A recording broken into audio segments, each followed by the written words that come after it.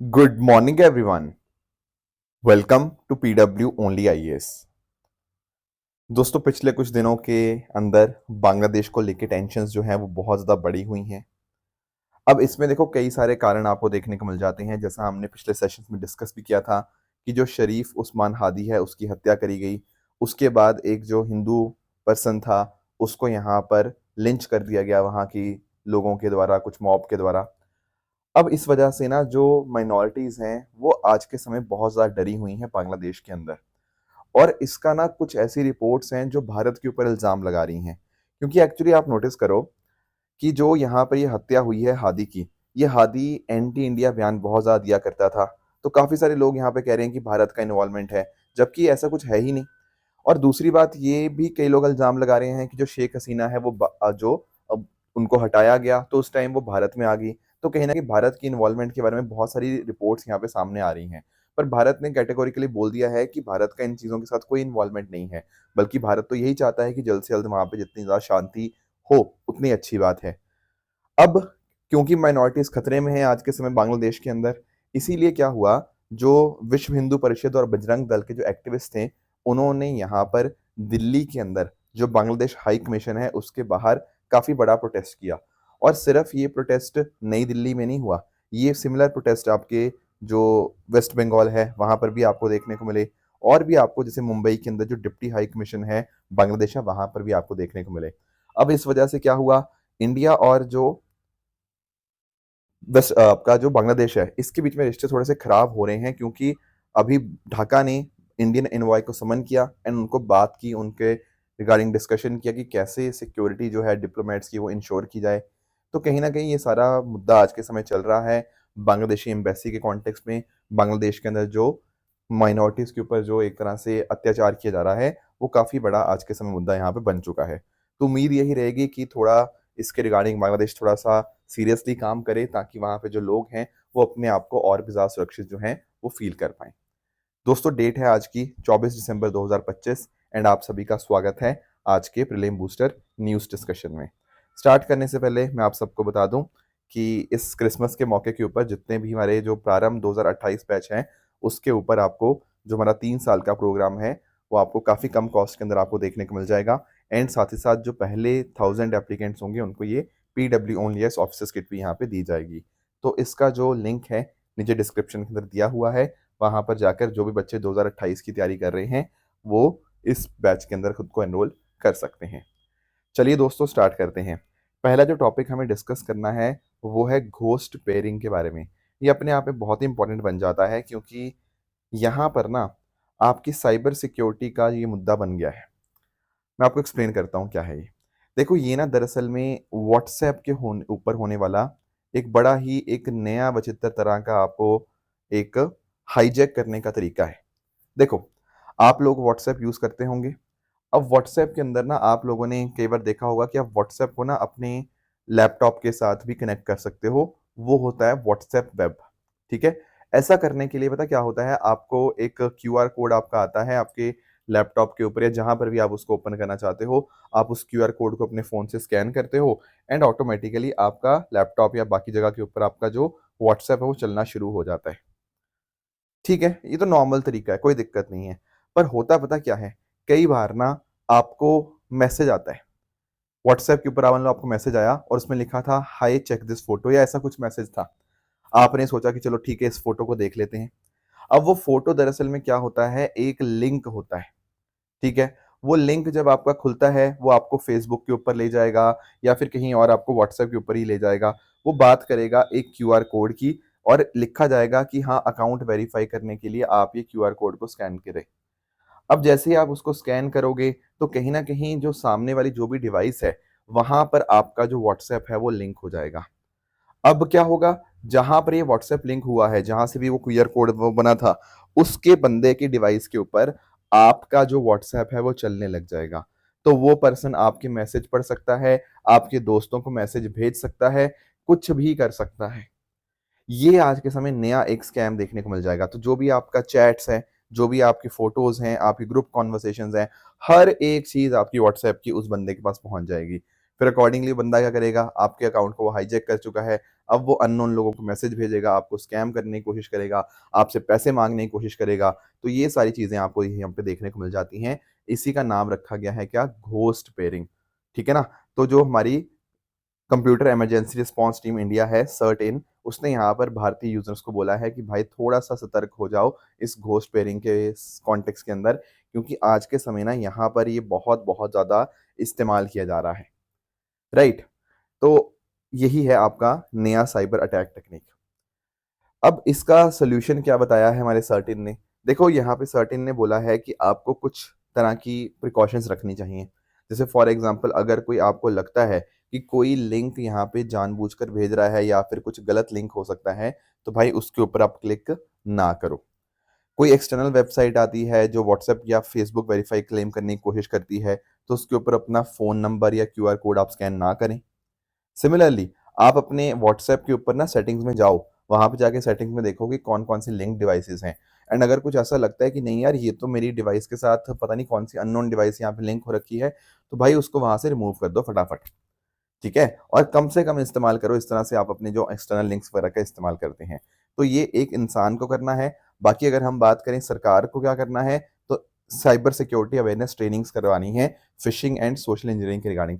Fishing का मतलब पता क्या होता है? एक ऐसी वेबसाइट है जो दिखती बिल्कुल सिमिलर तरह से है, पर होती नहीं है। कहने का मतलब जैसे फॉर एग्जांपल आप पीडब्ल्यू की वेबसाइट खोलोगे तो pw.live है उसकी वेबसाइट, ठीक है ना?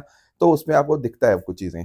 अगर कल को एक रैंडम बंदे ने कोई वेबसाइट बना दी लाइक लेट्स से उसने बना दी pws.live, तो आपको लगेगा ये ओरिजिनल वेबसाइट ही है और बिल्कुल वैसे ही दिखेगी जैसी यहाँ पे ओरिजिनल वेबसाइट दिखती थी। तो कहीं न कहीं आपको बेवकूफ़ बनाने की कई बार कोशिश की जाती है। इसको बोलते हैं हम फिशिंग।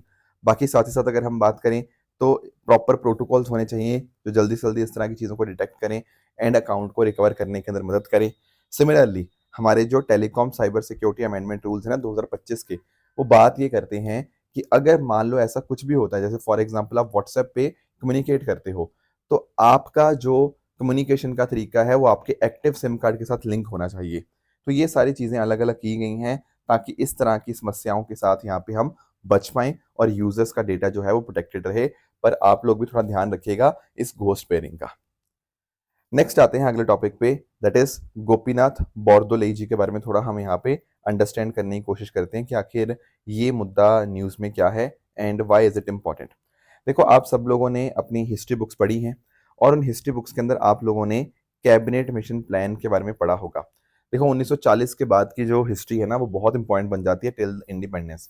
बहुत सारी चीज़ें हुई जैसे फॉर एग्जांपल आपका अगस्त ऑफर था, क्रिप्स मिशन जो फेल हुआ, उसके बाद हमारा क्विट इंडिया मूवमेंट स्टार्ट होता है। इसी तरह से दोस्तों 1946 के अंदर क्या होता है ना, ब्रिटिश सरकार के द्वारा कैबिनेट मिशन प्लान यहाँ पे भेजा जाता है। इसका पर्पस पता क्या था? कि जो पावर का ट्रांसफर है उसके लिए नेगोशिएशन हो पाए। ठीक है? तो इंडियन नेशनल कांग्रेस की, मुस्लिम लीग की जो डिमांड्स हैं उनको एक बार हम यहाँ पे एड्रेस कर पाएँ। तो कैबिनेट मिशन प्लान की फोकस ये था कि भारत की यूनिटी जो मेंटेन रहे, प्लस साथ ही साथ जो हमारा सेल्फ गवर्नेंस है उसके लिए भी एक प्रॉपर फ्रेमवर्क यहाँ पे सामने आ पाए। अब इन्होंने पता क्या किया था, इसको हेड किया जा रहा था by Lord Patrick Lawrence, Stafford Cripps and A V Alexander ji के द्वारा। अब इसमें इन्होंने बात करी 3 टियर स्ट्रक्चर की। जैसे फॉर एग्जांपल एक तो होगा सेंट्रल यूनियन होगा, एक आपका प्रोविंशियल गवर्नमेंट होगा और एक प्रोविंसेस की जो ग्रुपिंग है वो आपको देखने को मिल जाएगी। अब यहाँ पे जो ग्रुपिंग है ना प्रोविंसेस की, ये 3 पार्ट्स में करी गई। एक है ग्रुप ए, एक है ग्रुप बी और एक है ग्रुप सी। ग्रुप सी के अंदर कौन था? ग्रुप सी के अंदर था आपका बंगाल और साथ ही साथ आपका असम। अब ये जो ग्रुपिंग की गई ना बंगाल और असम की, इस वजह से क्या हुआ, ये लोग साथ में मिलकर काम कर सकते थे। मतलब एक ज्वाइंट कॉन्स्टिट्यूशनल फ्रेमवर्क यहाँ पे बना सकते थे। बट यहाँ पर असम को आ गया डर। क्यों डर आया? असम के लीडर्स ने यहाँ पे ये बोला कि अगर हमें इस ग्रुपिंग में डाला जा रहा है ना कहीं आगे जाके आप हम लोगों को बंगाल के साथ क्लब कर देंगे, उससे असम की आइडेंटिटी की एक तरह से खत्म हो जाएगी, उसकी ऑटोनॉमी एक तरह से खत्म हो जाएगी। और बंगाल के अंदर काफी सारे मुस्लिम मेजॉरिटी एरियाज थे। तो असम को डर था कि कहीं ऐसा ना हो कि हमें उसके साथ जोड़ के देखा जाए, उससे हमारे यहाँ पे बात कभी सुनी ना जाए। और इनफैक्ट ना ये डर बहुत इंपॉर्टेंट और बहुत वाजिब था, क्योंकि आप नोटिस करो अगर असम को मान लो बांग्लादेश के साथ मतलब बंगाल के साथ लगा देते और आगे जाके वो बांग्लादेश बन जाता जो ईस्ट पाकिस्तान वाला हिस्सा था, तो कहीं ना कहीं शायद आज असम भारत का हिस्सा ना होता। ये इतना इंपॉर्टेंट था इसको यहाँ पे अपोज करना, और इसीलिए इसको अपोज करने के लिए बहुत इंपॉर्टेंट जो पर्सन थे वो थे गोपीनाथ बोरदोलोई जी। ये दरअसल में जो आप पिक्चर में आप पर्सन देख पा रहे होंगे, ये असम के पहले चीफ मिनिस्टर बने। ये इंडियन नेशनल कांग्रेस की तरफ से थे and he was the first chief minister of Assam. और ये कांग्रेस की तरफ से बहुत ही डीपली कमिटेड थे कि असम की आइडेंटिटी को हमें यहाँ पे प्रोटेक्ट करना है। ये जो असम को ग्रुप किया जा रहा था बंगाल के साथ, इसको इन्होंने पूरी तरह से अपोज किया। और अगर मान लो कहीं पर इंडियन नेशनल कांग्रेस बोल रही थी ना कि हाँ हम एक्सेप्ट करते हैं कैबिनेट मिशन, तो इन्होंने कहा कि ये वाले हिस्सों के मत अडॉप्ट करिए।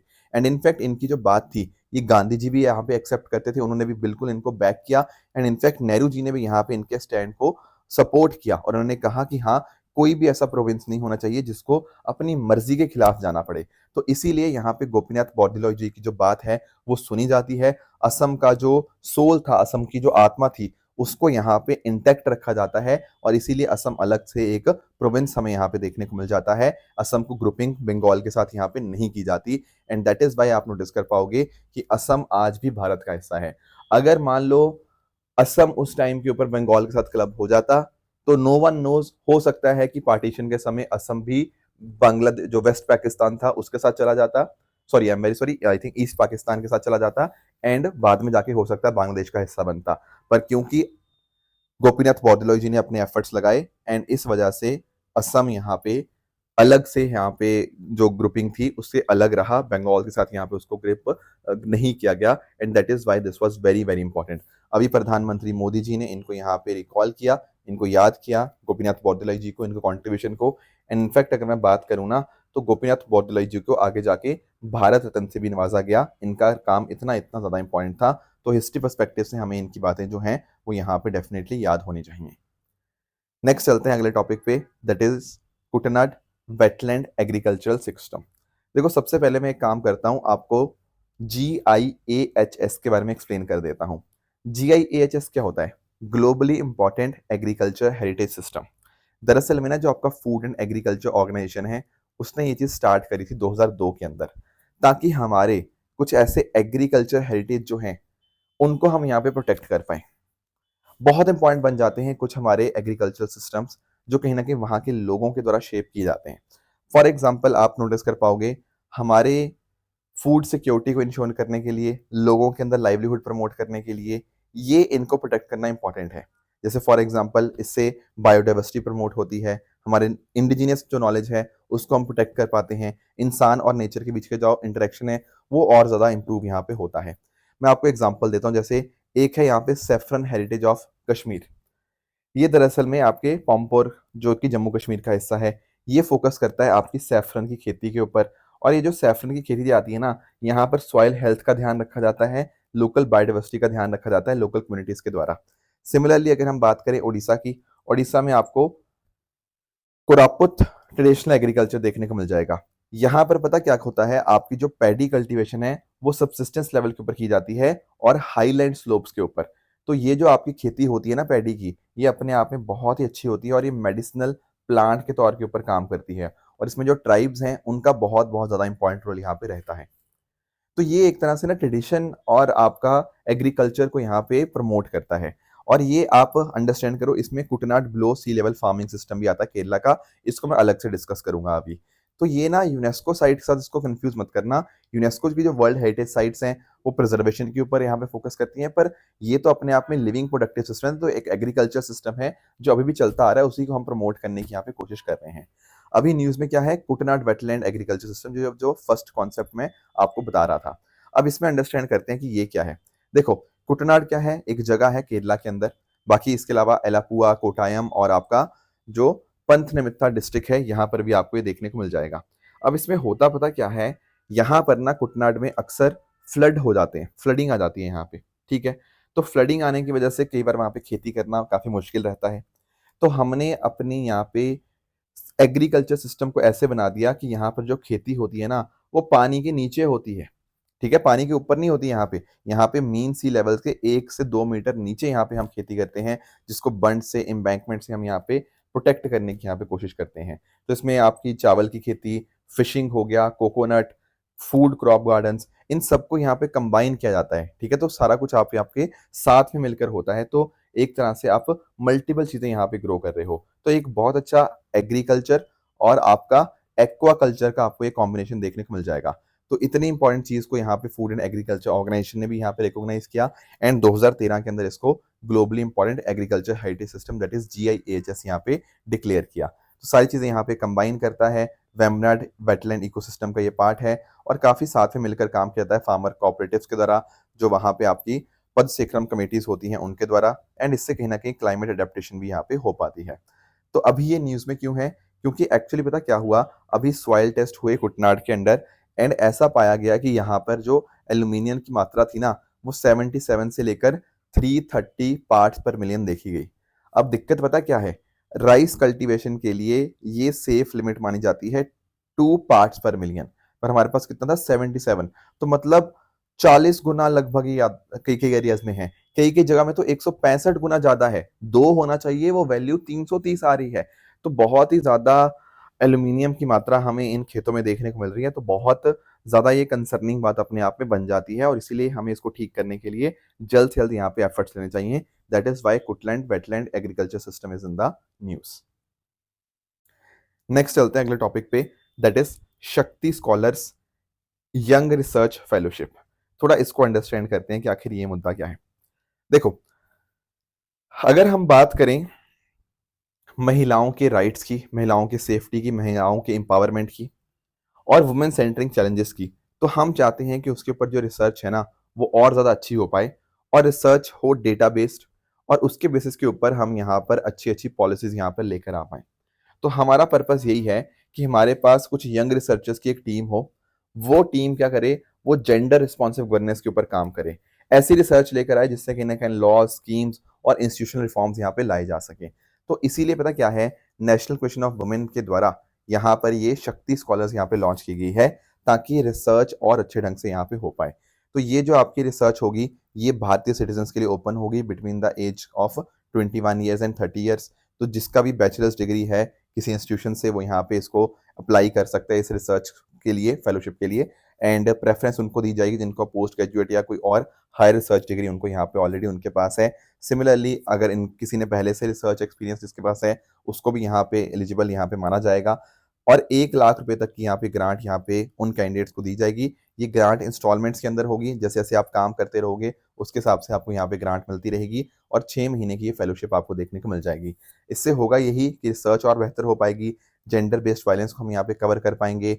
आपका sexual harassment and workplace act जो है वो कितना अच्छे से काम कर पा रहा है, जो पॉश है, साइबर सेफ्टी के ऊपर यहाँ पे फोकस हो पाएगा, वुमेन लीडरशिप के ऊपर फोकस कर पाएँगे। तो जो भी महिलाओं के कॉन्टेक्स्ट में जो मुद्दे हैं ना, उनके ऊपर बहुत ही बेहतर रिसर्च होगी एंड उस रिसर्च के माध्यम से हमारे पास यहाँ पर चीज़ों को बेहतर बनाने का, हमारे लॉस को और इम्प्रूव करने के अंदर काफ़ी अच्छी मदद हो पाएगी। यही है शक्ति स्कॉलर्स यंग रिसर्च फेलोशिप। आगे आते हैं दोस्तों, नेक्स्ट टॉपिक हमारे सामने है काशिवाज़ाकी करीवा न्यूक्लियर प्लांट। थोड़ा इसको भी अंडरस्टैंड करने की हम यहाँ पे कोशिश करते हैं। देखो, एक्चुअली ना हम चलते हैं थोड़ा जापान में। जापान की अगर मैं बात करूँ, यहाँ पे आप लोकेशन देख पाओगे, तो जापान में आपको यहाँ पर एक बहुत इंपॉर्टेंट लोकेशन देखने को मिलती है, that is your Fukushima Daiichi. ये दरअसल में ना यहाँ पर आपका न्यूक्लियर प्लांट था। अब 2011 में बहुत ही बड़ी घटना यहाँ पे होती है। एक्चुअली 11 मार्च 2011 को एक 9 रिक्टर स्केल का आपका जो अर्थक्वेक है वो यहाँ पर आता है। उस वजह से अर्थक्वेक आने की वजह से क्या होता है, अर्थक्वेक आने से आपके यहाँ पे सुनामी आती है। सुनामी आने से जो कहीं न कहीं यहाँ पे पावर सप्लाई है, जो कूलिंग सिस्टम है, वो एक तरह से डिसेबल हो जाता है। उससे कोर पूरा मेल्ट डाउन हो जाता है। तो रिएक्टर्स को यहाँ पे जल्दी से जल्दी शट डाउन किया गया, पर कूलिंग के फेलियर होने की वजह से यहाँ पर पूरा मेल्ट डाउन हो गया। उस वजह से क्या हुआ, रेडिएशन बहुत बड़े स्तर के ऊपर यहाँ पे रिलीज हुआ। देखो, न्यूक्लियर पावर प्लांट में ना खतरा यही रहता है कि रेडिएशन वगैरह रिलीज होता है एंड उससे बहुत ज़्यादा दिक्कत आ जाती है। फिर कुछ रेडियो एक्टिव वाटर था, उसको भी पानी के अंदर यहाँ पे डिस्चार्ज किया गया। तो कहीं न कहीं बहुत बड़ा यहाँ पे इसका इम्पैक्ट आपको देखने को मिला हमारे एनवायरनमेंट के ऊपर भी। ऐसा ही मतलब एक केस जो था, वो चलो ये तो जापान में था, आपका एक चेरनोबिल डिजास्टर आपको पता होगा, वो 1986 की बात है, वो हुआ था आपके यूक्रेन के अंदर। उस टाइम वो यूएसएसआर था, बाद में यूक्रेन का हिस्सा बना। तो एक्चुअल में ना जब ये सारा चीजें हुई 2011 में जापान के अंदर, तो उसके बाद ना एक और यहाँ पर आपको न्यूक्लियर पावर प्लांट देखने को मिलता है, काशिवाज़ाकी करीवा न्यूक्लियर प्लांट। तो दरअसल में 2011 में इसको भी शट कर दिया गया था। और एक्चुअली अगर हम बात करें ना, ये काशिमिज़ाकी जो करीबा न्यूक्लियर प्लांट है, ये दुनिया का सबसे बड़ा न्यूक्लियर पावर प्लांट है। तो 2011 में इसको बंद कर दिया गया जब ये फुकुशिमा का डिज़ास्टर हुआ एंड अब पता क्या हो रहा है, अब वापस से इस काशिमिज़ाकी करीबा न्यूक्लियर पावर प्लांट को यहाँ पर ये रीस्टार्ट किया जा रहा है, ऐसा जापान ने अप्रूवल दे दिया है। तो 15 साल के बाद यहाँ पे इसको वापस से रीस्टार्ट किया जाएगा और जापान फिर से यहाँ पे न्यूक्लियर एनर्जी की तरफ यहाँ पे एक बहुत बड़ा रिटर्न करेगा। तो यहाँ पे टोटल दरअसल में 7 रिएक्टर्स हैं जिसको टोक्यो इलेक्ट्रिक पावर कंपनी यहाँ पे चलाती है। डिटेल्स आपको इतनी नहीं याद रखनी कि हाँ कौन से रिएक्टर में क्या है, बट हाँ इतना ज़रूर है कि यहाँ पर अप्रूवल उनकी असेंबली ने यहाँ पे दे दिया है एंड साथ ही साथ यहाँ पे इस वजह से इम्पोर्टेड फॉसिल फ्यूल के ऊपर जो जापान की निर्भरता है वो कम हो पाएगी, क्योंकि आज के समय 60-70% इलेक्ट्रिसिटी के लिए फॉसिल फ्यूल के ऊपर डिपेंडेंट है आपका जो जापान है। सिमिलरली जापान अपने न्यूक्लियर पावर को बढ़ाएगा 20% तक, उसका टारगेट है बाय 2040। तो ये भी आपको देखने को मिल जाएंगे। लोकल लोगों ने प्रोटेस्ट किया है क्योंकि उनको अभी भी फुकुशिमा की वो घटनाएं याद हैं, है ना। और दुनिया की अगर हम बात करें तो United states is the largest producer of nuclear energy. दूसरे नंबर पर फ्रांस, तीसरे पे चाइना, चौथे पे रशिया, पांचवें पे आपको साउथ कोरिया देखने को मिल जाता है। ये 5 ही देश अपने आप में 70% दुनिया की न्यूक्लियर कैपेसिटी को यहाँ पे जनरेट करते हैं। तो these are the 5 largest producer of nuclear energy in the world. तो ये कुछ बातें आपको यहाँ पे क्लियर होनी चाहिए। तो दोस्तों ये थी हमारी आज की डिस्कशन। रही बात ट्रू एंड फॉल्स स्टेटमेंट्स की, यहाँ पे सामने कुछ स्टेटमेंट्स हैं, इनको आप पढ़िएगा, बताइएगा इनमें से कौन सा सही है कौन सा गलत है। एंड साथ ही साथ जो मैंने आपको कल होमवर्क दिया था, एक था नेशनल मैरीटाइम हेरिटेज कॉम्प्लेक्स के बारे में, तो बिल्कुल ये लोथल गुजरात के अंदर ही है, that is the correct statement. कोलादो नेशनल पार्क की बात करें तो दोस्तों ये आपको राजस्थान के अंदर देखने को मिलेगा, ना कि तमिलनाडु के अंदर, इसलिए सेकंड स्टेटमेंट आपका यहाँ पे फॉल्स होगा। नंबर 1729 क्यों फेमस है, क्योंकि एक्चुअली ये हार्डी रामानुजन नंबर है और इस नंबर में क्या होता है, इसको हम 2 क्यूब्स के सम के अंदर यहाँ पे लिख सकते हैं, जैसे 1 क्यूब प्लस 12 क्यूब एंड आपका 9 क्यूब प्लस 12 क्यूब। 2 अलग-अलग क्यूब्स के सम के तौर के ऊपर लिखा जाने वाला 1729 सबसे छोटा नंबर है, इसीलिए थर्ड स्टेटमेंट में आपका यहाँ पे इनकरेक्ट बन जाएगा। तो ये थी हमारी आज की डिस्कशन। इस तरह से आप सब लोग हार्ड वर्क करते रहिए। All the very best. Thank you so much.